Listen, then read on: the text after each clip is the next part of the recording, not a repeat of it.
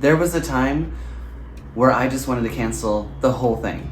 I wanted to throw it out the window. I didn't even have the will to like go on. Like I felt so empty. This retreat was on the books. It was called Spirit and Sea, an exploration of flow state. We were talking about the element of water and what it's like to live in the flow of the universe. God had other plans. There's a saying that when we make plans, God laughs. And God must have been having a good chuckle because we had all these plans and it's not looking anything like we planned.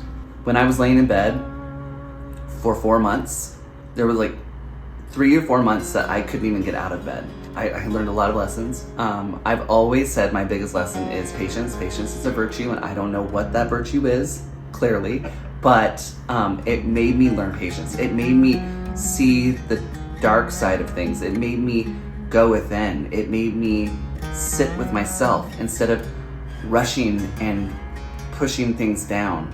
I had to meet things, the demons, the things that like scared me. I couldn't brush it under the rug anymore. Like I had to sit with my shit. And as Adam was healing, he was kind of stuck in one space, and I was like, how can I create diversity in what he's seeing? How can I create an aesthetic that's visually pleasing, that soothes him, that calms him, that brings him peace and comfort while he's frustrated in bed. So I just that started out as bed trays, bringing his food on a tray and setting the tray as if I was doing a tablescape. Everybody knows I love tablescapes. So I was setting the tray like a tablescape. I was making it beautiful. I was trying to make his experience in bed healing as beautiful as I could make it so that he felt like he wasn't missing out on life. Life is really short, and maybe everything I was doing wasn't like the direction that I really felt was fulfilling my life anymore. I wanted to like pursue things that I was afraid to do, but I felt like it was a clean slate, and it was kind of like, hey, this is the time for you to start doing what you want. When you get out of bed and start walking, you need to start walking towards the things and the goals that you put into motion long ago that you were afraid to accomplish. So as I started doing that, I started realizing that design, aesthetic, all of the things that I've been wanting to do were spiritual, because beauty is spiritual. Making things around you beautiful is spiritual. Seeing the beauty in every moment is spiritual. And so Yoga at Home with Val became At Home with Val. And I started developing a program with my alignment method of design. And so as we were looking at this retreat and bringing it back, and we really were just gonna find a date that Adam could walk and stand and be present and just do the same thing we planned before, but it just didn't feel right because we had come all this way about home and what it meant to be at home. And I knew that I couldn't teach other people how to come home unless I'd come home to myself first. I think I was showing part of myself before, but now I feel like I am showing more of myself. I'm showing more authenticity, but I'm also showing more vulnerability. I'm showing the pain. I'm not, like sometimes I feel like I was an entertainer. Like even though I could barely walk, I was gonna do it. Or I was afraid to bring up like the hard times in life because like social media does, it portrays all the greatness, and you go on there and you see people and you start comparing yourself and you're like, well, why can't I have that? Why can't I have that? But behind the scene, I'm sure everyone is struggling. We realized that the plans that we had with living in flow state and using the element of water as a metaphor for flow state kind of was like the billboard for the movie. It was like a teaser for the movie, but like we really wanted to show the whole film. And what we realized in this space of healing and being at home, because we were stuck at home, what I realized was that our homes are our sanctuaries, yes, but our homes are a reflection of us.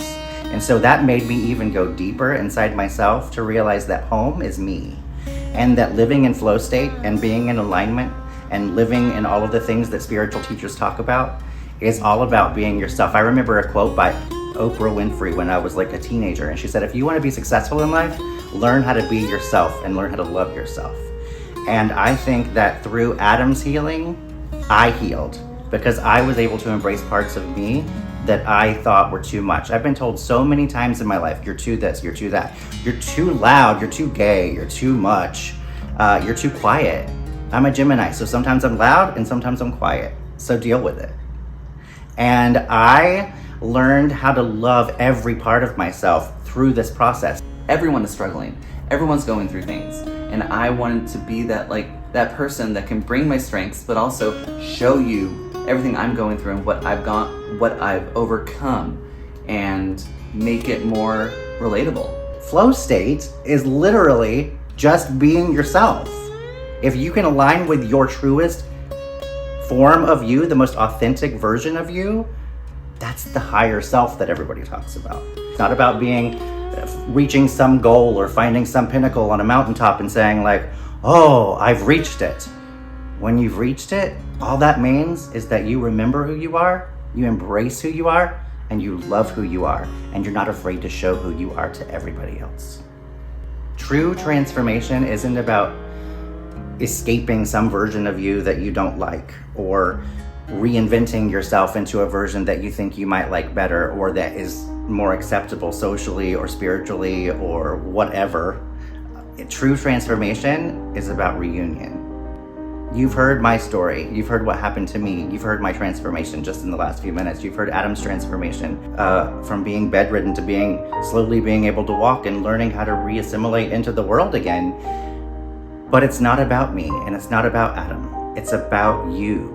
And the reason that we share our transformation is because there has to be a template, right? There has to be somebody that says, I've done it. And if I've done it, you can do it too. I'm so happy that we had to postpone though, and I'm so happy that we didn't cancel, because this event has become something so much more authentic, so much more than it was going to be. And I thought it was going to be great before. We wanted to take all of that and break it down over 7 days. So today's the first day of a 7-day campaign to kind of show you what homecoming retreat is going to be. And we hope you'll follow along, and if you see something that makes you go, oh gosh, that sounds like me, or maybe I should go, then I hope you follow, and I hope that you answer your soul's invitation to take the step to being authentically you, seeing yourself, loving yourself, holding yourself, embracing yourself, and not being scared of yourself. And I hope you come home with us.